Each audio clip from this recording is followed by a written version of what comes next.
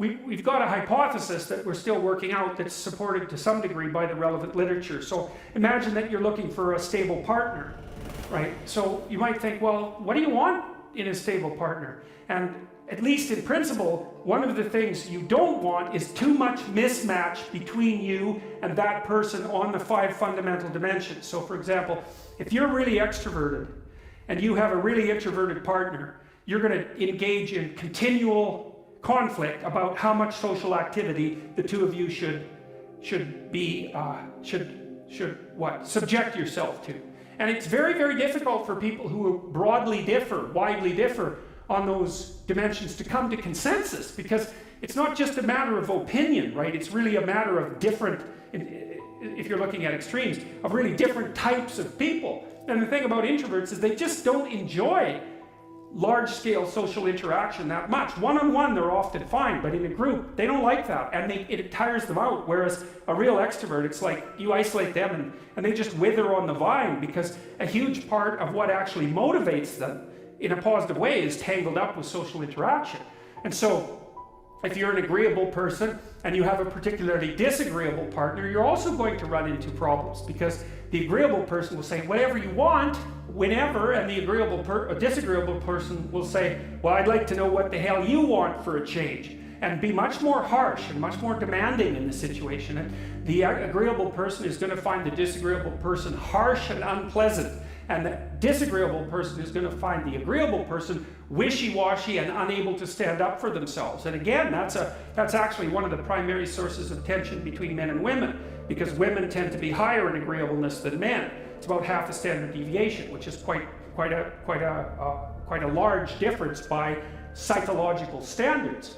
And so what that means, I probably haven't got the statistic quite right, but I think I've got it about right. What that means fundamentally, just so you have some sense of how large an effect that is that if you have a group of men and women and you pick out random pairs, the woman is going to be more agreeable than the man 60% of the time. So that's not an overwhelming proportion, but it's reliable, and it's quite large by psychological standards.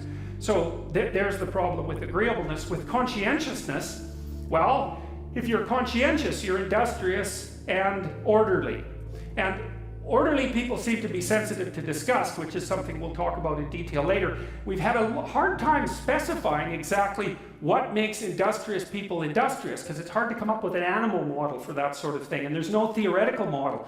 But our latest idea is that, it's not my idea, it's actually the idea of my graduate student, Christine Brophy, is that industrious people find it unpleasant and unsettling to not be doing something. So it isn't so much that industriousness makes them happy or fills them with positive emotion. That would be more extroversion, right? Because extroversion is the positive emotion dimension. It's that industrious people can't stand sitting around doing nothing.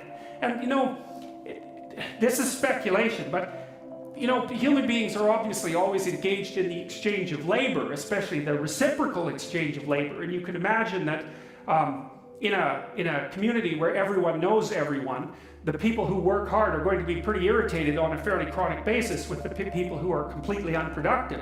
And my suspicions are that plenty of people who were completely unproductive in the history of the evolution of our species were wiped out by people who were unhappy with their lack of productivity. And so I think, generally speaking, human beings have this sense of ethical obligation with regards to one another to share labor.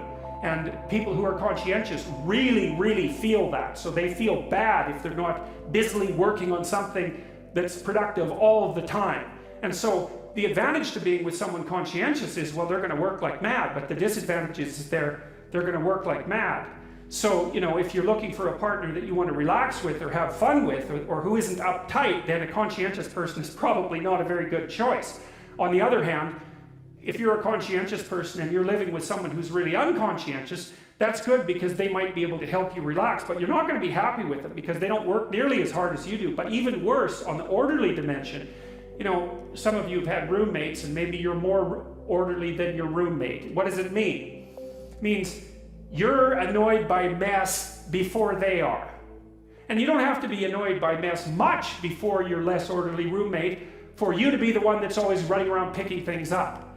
And so actually, one of the things that's emerged from the psychometric analysis is that women are slightly more orderly than men. And I suspect that has something to do with the, what would you call it, inequitable distribution of housework. Because even if imagine that your proclivity is to be triggered by disorder 25 seconds before your partner's. Well, you're going to end up, it doesn't take much difference for you to be the one that's always concerned about the mess first. So anyways, and so if you're a really orderly person and you live with a disorderly person, well, good luck getting along with them. They're going to regard you as like uptight and over concerned with details and unwilling to relax, that's for sure. And they're going to regard you as, well, just a bloody mess. And how can anyone possibly live with someone like you? And so another reason why it's useful to understand your personality is because I think it gives you a better crack at finding someone that you can actually live with over the long run. And we don't know what the optimal, I don't think you want to live with someone who's exactly like you, because then both of you have the same strengths and weaknesses. And there's a bit of a problem there, right? Because maybe an agreeable person can use a bit of a disagreeable person around them to balance each other out, and vice versa, right?